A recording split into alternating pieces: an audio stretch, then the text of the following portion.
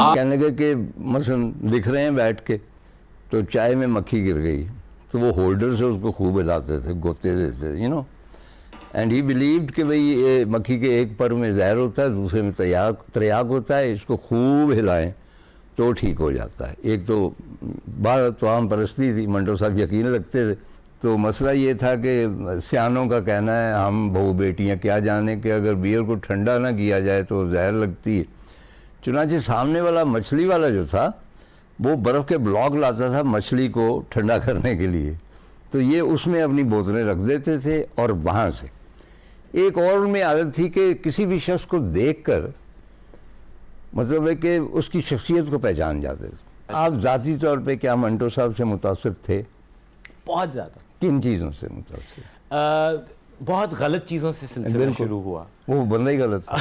क्योंकि हमारे घर में लग गई जी, मैं 8वीं या 7वीं में था, आग लग गई गर्मियों की छुट्टियों के दौरान और घर भस्म हो गया, राख हो गया। और हम कुछ अरसे के लिए समनाबाद में अब्बा के दोस्तों के घर शिफ्ट हो गए।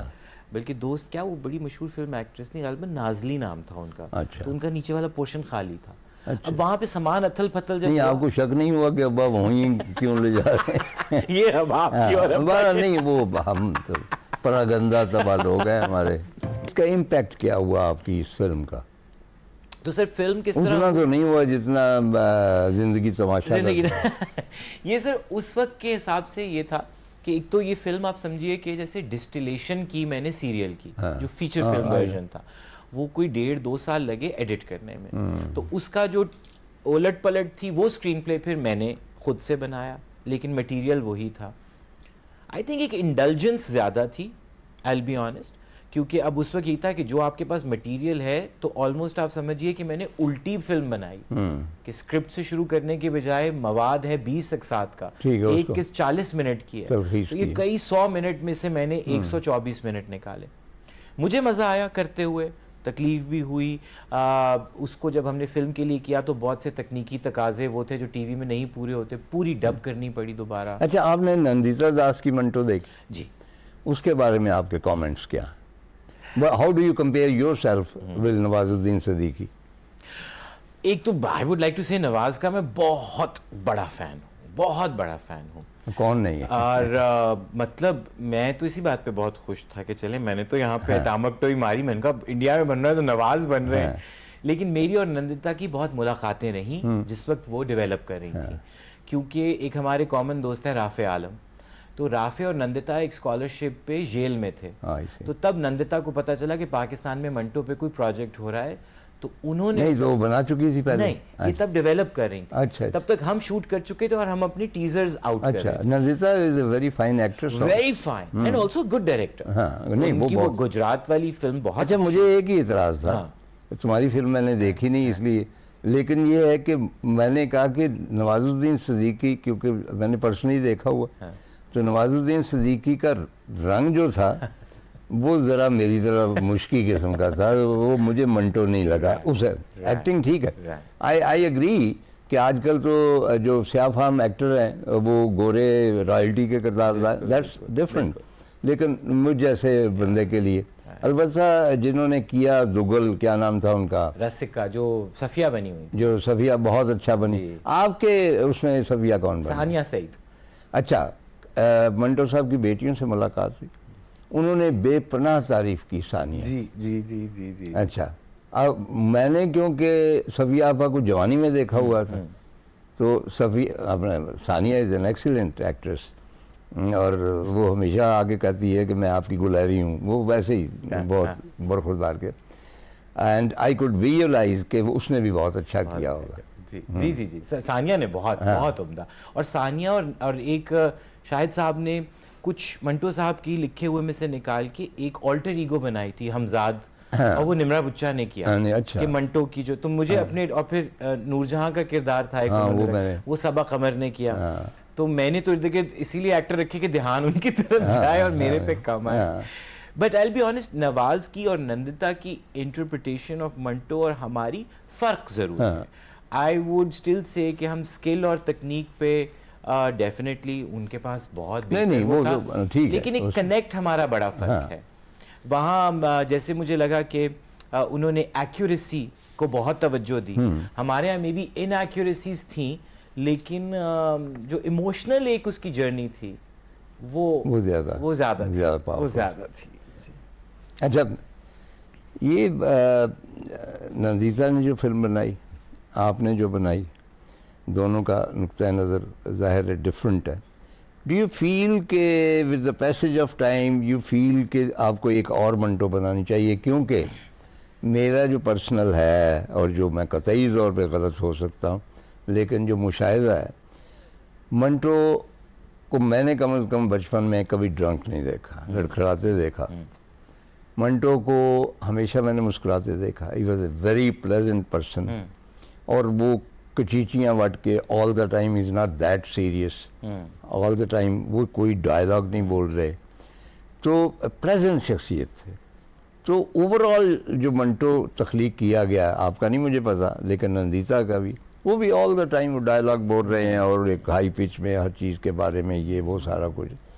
तो मेरा ख्याल है कि या शायद ये है कि जो कंस्ट्रक्ट होता है एक औरा किसी राइटर का, मसलन ये है कि हम हमेशा 47 की बात करते हैं या तवाइफों की, तो उनके मेरा 100 अफसानों में से 10 अफसाने ऐसे होंगे, बाकी 90 के बारे में कोई तवज्जो नहीं करता। बिल्कुल सही कह रहे हैं तार साहब। मेरे साथ सिर्फ एक अलमिया ये था थोड़ा सा कि चूँकि हम 51 से 55 बिल्कुल आखिरी 4 साल देख रहे थे, और तब वो the burden and his conflict with partition, और वो भी, और शाहिद साहब ने चूँकि लिखा हुआ था तो हमें उसी ब्रैकेट में। अच्छा, आपने उसमें वो जो ठंडा गोश्त के ऊपर हुआ मुकदमा, वो किया? वो मुकदमा नहीं था, ठंडा गोश्त को हमने विजुअलाइज किया हुआ था। हमारे पास मुकदमा बीच में आता है, हाँ। लेकिन वो इधर जो कराची में हुआ उन पे। अच्छा। क्योंकि ठंडा गोश्त का मुकदमा पहले हो चुका था, जब हाँ। वो इस्मत भी गई थी और मंटो साहब भी, वो हमारे पास नहीं था।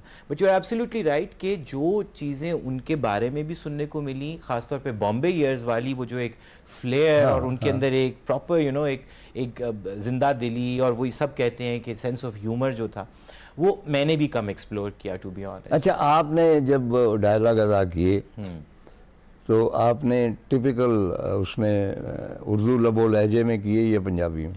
अब इसकी मैं आपको मज़े की बात ये बताता हूँ। तो तब हयात थी, I could be wrong, I hope she is alive, अल्लाह उनको सलामत रखे। तो ज़किया खाला जो हैं हामिद साहब की वालदा, बेगम सॉरी, शाहिद जलाल साहब की वालदा, तो ज़किया साहिबा हयात थी उस वक्त। तो मैं और शाहिद साहब सुबह सुबह वही नुसरत मंटो के घर हम सुबह सुबह गए। तो मैं तब यही कहता, मैंने कहा जी मैंने काफ़ी हद तक कुछ महीने अपने आप को बाकायदा कमरे में बंद करके दोबारा पढ़ा है। मैं जो कुछ ढूंढ सकता था, चंद तस्वीर के अलावा कुछ मिलता भी नहीं, विजुअल भी का, राइट। तो मैंने कहा कुछ चीज़ें, मैंने कहा मैं सिर्फ चाह रहा था कि जिसकी मेमोरी हो मैं एक दफ़ा दिखा दूँ। जैसे अब मैंने कहा मेरी इंटरप्रिटेशन है कि मेरी हालत अफसाना लिखने से पहले ऐसी हो जाती जैसी मुर्गी के अंडा देने से पहले। मैंने कौन सब चीज़ों को अब मैं अपने अच्छा, वैसे वो रोज़ अंडा देते थे। हाँ, तो मैंने सब वो उसमें ना जो मेरा इंटरप्रिटेशन था ना कि हर वक्त नहीं, मेरा मतलब कि आपका लहजा जो था जी, तो मैं वो बता रहा हूँ। तो ज़किया साहिबा ने मुझे बताया, उन्होंने कहा कि वो तो काफ़ी पंजाबी लहजे में बात करते थे और पंजाबी में ही बात करते थे। कहते हैं हमने उनको उर्दू बोलते हुए बहुत कम सुना। लेकिन अब मंटो की जो हैं साहिबजादी हैं, उनका कहना था कि हमारी फूफी हमें मना करती थी, मंटो साहब की बहन कि पंजाबी नहीं बोलनी, ये कोई ज़ुबान है, उर्दू बोला करो। तो हम उर्दू बोलते थे, तो खद्दरपोश साहब आ गए, मसूद खद्दरपोश। उन्होंने कहा तुसी की कर रही हो, पंजाबी कुड़ियाँ हो, तुसी बड़ियाँ शानदार लगोगियाँ। मैं ये कहना चाहता हूँ कि नंदीता की मुझे एक मतलब, हम जैसे ऐसे ही बूढ़े बंदे खुद कुछ करते नहीं, लोगों में कीड़े निकालते रहते। तो मुझे ये था, जैसे जो मुकदमा था उसमें भी और बाकी नवाज में भी, कि बहुत गहरा लखनवी लहजा। अब जावेद अख्तर बोल रहे हैं अपने उसी खरज में, पंजाबी बने हुए हैं, फैज़ा बोल रहे हैं, ये सब जो थे, मैं ये नहीं कहता था कि उसमें, लेकिन हर मतलब कि अगर आपने ओरिजिनल कोई करना है तो आपने अगर आपने कुछ स्या फार्म लेना है अफ्रीका का और अंग्रेज़ी बहुत अच्छी बोलता है, तो उसमें कि कहीं ना कहीं उसकी स्वाहिली वगैरह का लहजा होना चाहिए। तो आपने नहीं सर, मैंने कम रखा, टू बी ऑनेस्ट। मैं आपको वही बताने लगा था कि तो ज़किया साहिबा ने मुझे ये बताया, मैंने कहा जी मैं अगर आपको 2-3 तरह की आवाज़ें ऐसी निकाल के दिखाऊं कि एक टोन अगर मुझे, मैंने सुना रेडियो पे भी काम किया था लेकिन रिकॉर्डिंग नहीं मिल रही, सुना है फिल्मों में भी छोटे मोटे अपीयरेंस किए थे वो भी नहीं मिले, तो मैंने ना 7 दिन थी फिल्म उनकी। हाँ, तो मैंने उनको ना जब एक नेजल आवाज निकाल के दिखाई ना थोड़ी सी, तो कहती है इस तरह। अब मुझे सिर्फ ये लगा, मैंने कहा नेजल, पंजाबी लहजा, सिगरेट, शराब, पान, मैंने कहा इसके बाद तो मुझे वट्टे पड़ेंगे, और सब लोगों का जो एक परसेप्शन होता है कि उर्दू में लिखने वाला कैसे बोल सकता है इस लहजे में, और मुझे लगा कि आई विल बी ऑनेस्ट कि मैं पता नहीं उसको संभाल पाऊं या नहीं, तो मैंने सीधी उर्दू रखी, चबा चबा के नहीं, और मैं चूंकि खुद पंजाबी घर से हूं तो मेरी उर्दू एक हद तक ही साफ हो सकती है, तो but I will be honest वो लिखा भी उर्दू में ही था शायद साहब ने, तो मैंने फिर उर्दू में ही रखा, पंजाबी नहीं। 1-2 सीन थे, हनीफ ने भी बीच में एक अपीयरेंस की, मोहम्मद हनीफ, अच्छा, क्या बना? उस्ताद दामन पर अच्छा, तो वहाँ एक सीन है जिसमें मैं और वो पंजाबी में, और फिर नूरजहां के साथ कुछ सीन थे जिसमें फिर हम पंजाबी बोलते हैं। शायर भी बहुत अच्छे हैं, कम लिखते हैं लेकिन बहुत इम्प्रेसिव लिखते हैं, उर्दू में भी लिखते हैं, पंजाबी में भी। तो पंजाबी की 2 नज़में, हालो पारिया, पारिया मतलब दुआई, हालो पारिया मेरे रब्बा ये की हुंदा जाए, मेरे तन दी पूनी नू कोई होर ही कतदा जाए।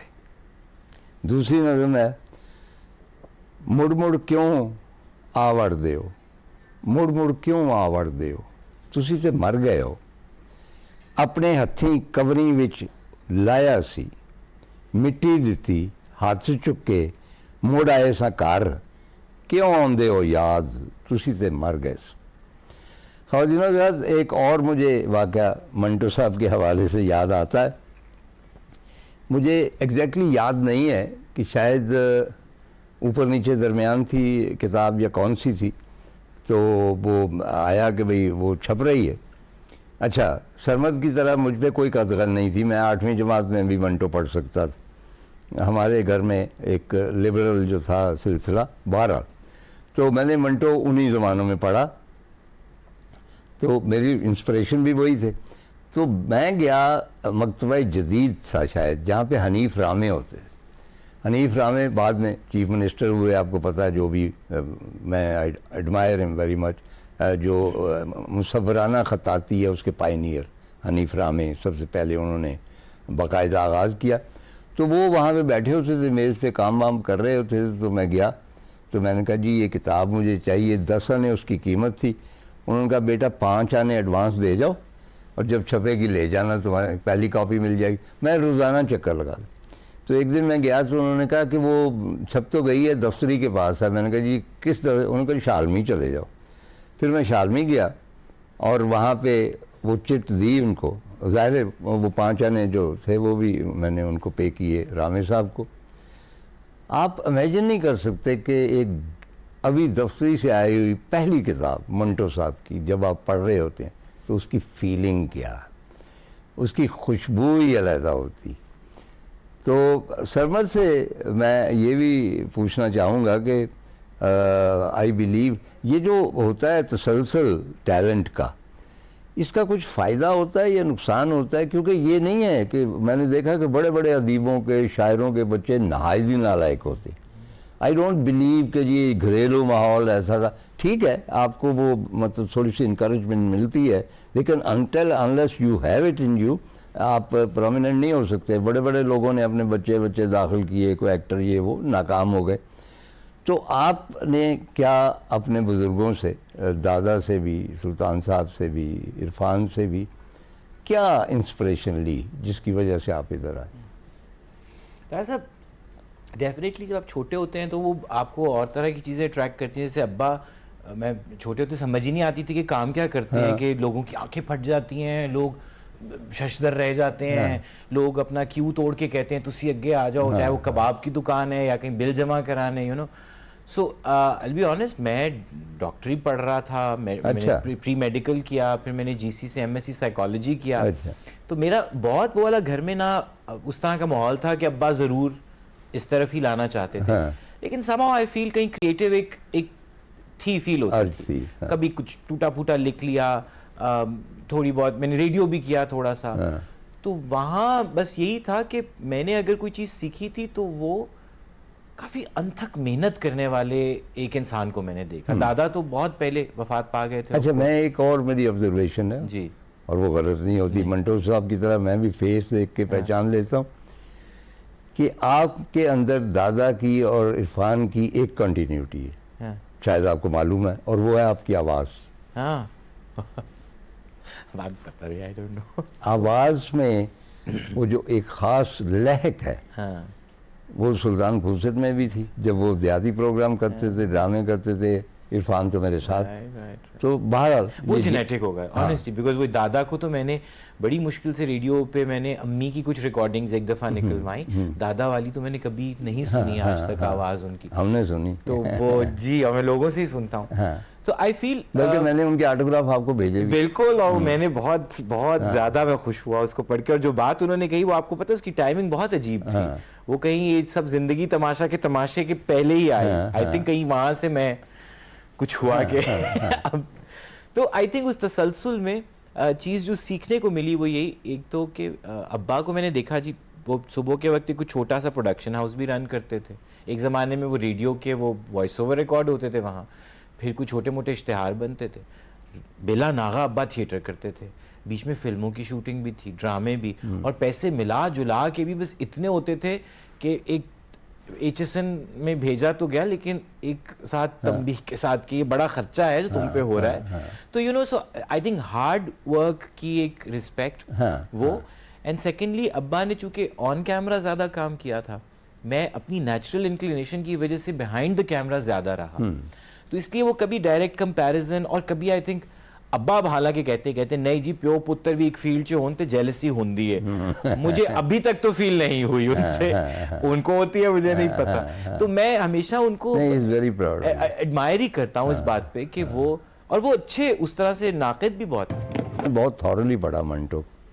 आप उनकी साइकी से वाकिफ, आप जानते हैं कि वो किस पैटर्न पे सोचते थे, ओवरऑल मुआशरे को किस निगाह से देखते थे, और एक जिसको हम कहते हैं लिबरल एटीट्यूड उनका चीज़ों में। लोगों का ख्याल है कि ओवर लिबरल थे, मेरा नहीं ख्याल। जिस तरह एक क्रिटिक ने लिखा था कि मुआशरे की जो गंदगी है वो पड़ी हुई है, हम जैसे लोग, आम लोग, बू आती उन्हें, वो चले जाते हैं, लेकिन मंटो वहाँ बैठ जाता है, वो सुराग लगाना चाहता है कि ये बू क्यों आ रही है।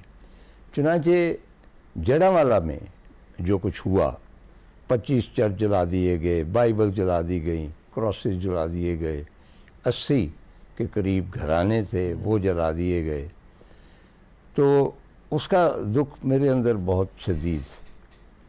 और इसी तरह ही पहले और भी ऐसे इंसिडेंट हुए, मैंने उनके बारे में लिखा भी, कहानियाँ भी, लेकिन इस इंसिडेंट के बारे में मैं नहीं लिखूँगा, मैं कहाँ तक लिखूँ, उनमें तसलसल इतना है। तो व्हाट डू यू फील कि अगर मंटो होते तो ये जड़ावाला इंसिडेंट को किस तरह महसूस करते या लिखते? तो सब बहुत से पैराबल्स या बहुत से ऐसे चीज़ें याद आ रही हैं जो उनकी ही हैं। मतलब मैंने आपको जैसे शुरू में बताया कि खोल दो ने जिस तरह वो झंझोड़ा था, तो खोल दो आज तक मुझे झुरझुरी आती है, और खोल दो का जो मतलब एहसास है कि जब भगदड़ मचती है, जब इस तरह मॉब के हाथ में आता है इस तरह की पावर, तो उधर तो नहीं पता कि यहाँ पे कौन मुसलमान के साथ भी करने का चांस ले गए थे, राइट। फिर जो मुझे बहुत एक और पता नहीं उसके बारे में मज़ीद सेंसिटिव मामला हो जाता है कि गुफ्तगू कभी नहीं कर सका मैं, लेकिन जो मेरा दिल चाहता है वो यजीद है। अफसाना, मतलब यजीद भयानक है, अफसाना है भयानक बाकायदा, लेकिन वो जो लाइन है और उसके पीछे जो मंटो साहब कहना चाह रहे हैं कि जो वो बोलता है एंड में कि मेरा यजीद पानी खोलेगा, तो वो जो एक लेबल्स में से सिर्फ तबकात में से चीज़ों को बार बार स्टेरियोटाइप बना बना के हम परपेचुएट कर रहे हैं, वो गलत है। यहाँ तो कुछ वैसी ही तोड़ की ज़रूरत है कि यजीद को रीडिफाइन करना पड़ेगा अब तो बहुत कुछ स्याह हाशिए में, जैसे मुझे वो छोटी छोटी जो उन्होंने वो इबारतें हैं उसमें एक है, उसका लुब्बे लुबाब ऐसा ही है कि जी वही कि हिंदू है पकड़ लो और ये कर दो और वो कर दो, और फिर वो करने के बाद वो कहते हैं ओहो भाई ये तो मुसलमान निकला, चलो चलो इसको गंगाराम ले चलते हैं। तो मतलब अब वो सब बातें वाकई आपको फिर इतनी वो वन विशेस कि वो भी रेलेवेंट ना होती, दिल में ख्वाहिश यही होती है कि वो ख़त्म हो चुका होता है किस्सा और हम अभी भी उसकी रेलेवेंस ना। अच्छा, अमृता प्रीतम ने लिखा ना आज आखां वारिस शाह नूं, तो वो कहती हैं कि उठ कबरां विच बोल, या आखिर में किथों लब के ले आइए वारिस शाह कोल।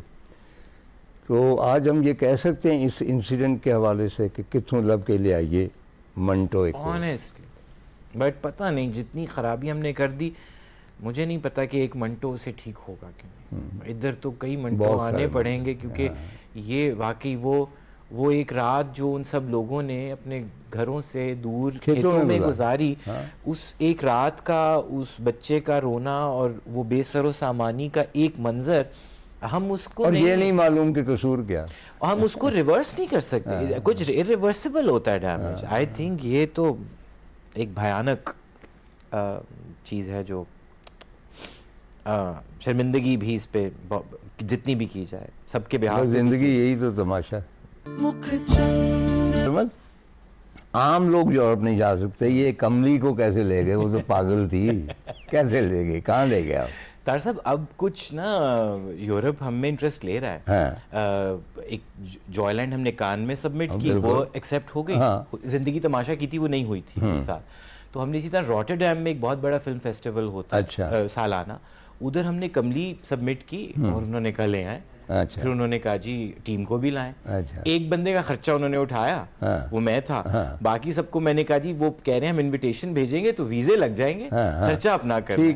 तो फिर हम टीम के 5-6 लोग मिलकर अच्छा। तो हम पहुंचे जी। कौन कौन गए? मैं गया, प्रोड्यूसर गई। हाँ। कंवल जो मेरी बहन है, हमारा सिनेमेटोग्राफर गया, एडिटर गया हमारा, एक डायरेक्शन टीम में और हनीफ उधर लंदन से आ गए। हनीफ और निमरा आ गए, निमरा बुच्चा लंदन से, वो दोनों आ गए।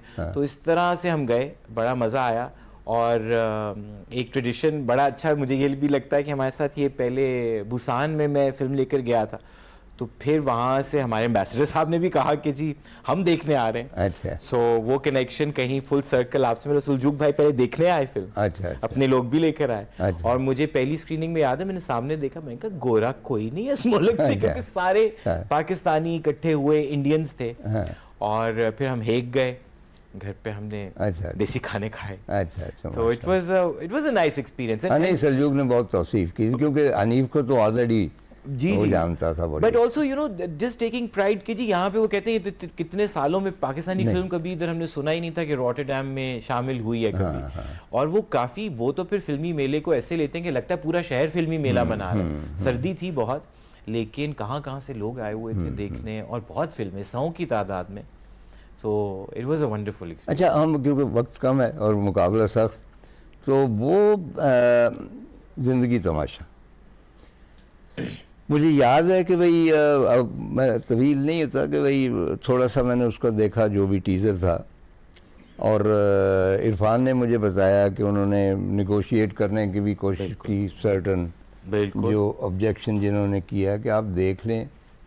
तो बाहर तौर वो एक जो है डिक्टेटरशिप अकीदे की, वो तो हम पे लागू है, हम उसका कुछ नहीं कर सकते, हम मतलब एहतजाज भी नहीं कर सकते। तो जब आपने उसके ऊपर डाली फिल्म यूट्यूब पर, तो मुझे वो याद आया कि पीओ के मुफ्त लगा दी है खूने दिल की कशीद। खूने दिल की कशीद होती है ना फिल्म, पैसा भी लगता है और गिरा है अब के मैं लाला फार्म कहते।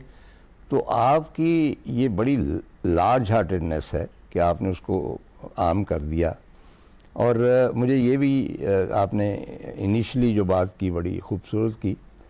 तो मैं सिर्फ इन शॉर्ट जानना चाहता हूँ कि क्या लोगों ने रिस्पॉन्ड किया कि भाई ये आप फिल्म देख रहे हैं तो कोई इनकरेजमेंट होनी चाहिए कि भाई हम क्यों फिल्म बनाते हैं। अदरवाइज़ मतलब है कि मैंने लोगों से भी कहा, मैंने कहा यार सरमद का वो करो, जब फिल्म देखते हो तो you should pay for that, नहीं तो वो सियासत में चला जाएगा, वहाँ ज़्यादा पैसा है। हाँ मतलब खर्चा है ना। तो उसकी रिस्पांस हुई। तार साहब, जहाँ आपका फेथ लोग तोड़ते हैं, हाँ। मुझे लगता है वहाँ पे रिस्टोर करने वाले भी उसी खुदा ने बनाए हुए हैं। तो आप यकीन मानिए, शुरू में एक छोटी सी अनाउंसमेंट नुमा मैंने की थी और नीचे डिस्क्रिप्शन में सिर्फ एक बैंक का अकाउंट नंबर दिया कंपनी का, तो वो मुफ्त है, किसी के ऊपर कोई हाँ, वो मैंने बंदिश, सुनी। कोई ऑब्लिगेशन नहीं है कि वो देखें या ना देखें और पैसे दे ना दें। तो मैं, अब वो लोग सिनेमा का जब बिजनेस होता है तो बोस्ट करते हैं ना कि करोड़ों इतने इकट्ठे हो गए, तो मैं सिर्फ ये कहना चाहता हूँ कि वो जो फेथ रिस्टोर करने वाले हैं ना, तो कोई 30 लाख रुपए की टिकटें यूट्यूब पे लोगों ने ली। और ये कितना अर्सा हुआ इसको अभी? ये तार साहब मैंने 4 अगस्त को लगाई थी, हाँ, तो ये इसको तो 3 मतलब- हफ्ते हुए तक। वाह। तो मैं वो सोचता हूँ कि ये जितने भी लाख आप कह लीजिए, ये उस जज्बे जिधर से आ रहे हैं, मतलब वो बिल्कुल अनमोल है, दैट्स प्राइसलेस। मेरे लिए ये बहुत बड़ा एक क्या कहना चाहिए, रीअश्योरिंग चीज। अच्छा, मैं इकरार करता हूँ कि मैंने मुफ्त में फिल्म देखी इस बार। क्योंकि हमें आदत है ना, हमें इनविटेशन आ जाती, लेकिन आई वॉज वास्टली इम्प्रेस्ड। मैं यहाँ पे, क्योंकि उसके लिए अलहदा प्रोग्राम चाहिए, उसकी डिटेल में जाना, जिस तरह अंदरून शहर तुमने लाहौर शूट किया, विच इज़ वेरी डिफ़िकल्ट, जिस तरह ख़ास तौर पे ईद मिलादुन्नबी की, और on top of it all the time मुझे वो जो खदशा था, भाई वो कहाँ के मज़हब के हवाले से कोई नागवार बात हो, तो मुझे मजहबी फिल्म लगी इटसेल्फ। क्योंकि मेरी जो फेमस नाते हैं उनमें दिलचस्पी, तो वो किथे मेर अली, किथे तेरी, इतना अच्छा गाया हुआ। कौन सा है सिंगर, कौन है? हाँ, तो ये नौजवान है, इस्लामाबाद में रहते हैं। हाँ। एक इनमें से कोई चकवाल के एरिया का है, और ये इस्लामाबाद के हैं। और म्यूजिक किसकी है? साकिन इनका नाम है, इनका बैंड है, इनके बैंड का नाम है साकिन। अच्छा। इन्होंने ही म्यूजिक भी प्रोड्यूस किया, और उन्हीं में से एक की बेगम हैं जो इंडिपेंडेंटली भी गाती हैं, उनका नाम भी निम्रा है, निम्रा गिलानी। उन्होंने अफशान जी वाला गाना भी रिकम्पोज किया और गाया उन्होंने। भाई बहुत। तो ये नौजवान है, आजकल के बच्चे बिल्कुल आप समझिए, और उन्होंने बड़े दिल से और बड़े एहतराम से नहीं, बहुत कंपोज किया। बहुत खूबसूरत गाया। जी जी। ये कारवान सराय का ये जो मंटो सराय है, ये एपिसोड इख्तिताम पे पहुंचता है। आपसे दरख्वास्त करनी है, और दरख्वास्त यही है कि आप, मैं जानता हूँ आप मुझ पर एतबार करते हैं, अगर ना करते होते तो 84 साल की उम्र में यहाँ मौजूद ना होता, रिटायर हो चुका होता। कि मैंने भी ज़िंदगी तमाशा देखी, और मैं चाहता हूँ कि आप भी देखें, लेकिन वही बात कि अगर आप ये जो चंद एक इतने सुपर टैलेंटेड लोग हैं, आप इनके लिए कुछ करेंगे नहीं, तो ये बददिल होकर, जिस तरह मैंने कहा, अगर सियासत वगैरह में चले गए, तो ये हमारी बहुत बड़ी बदकिस्मती होगी ज़िंदगी।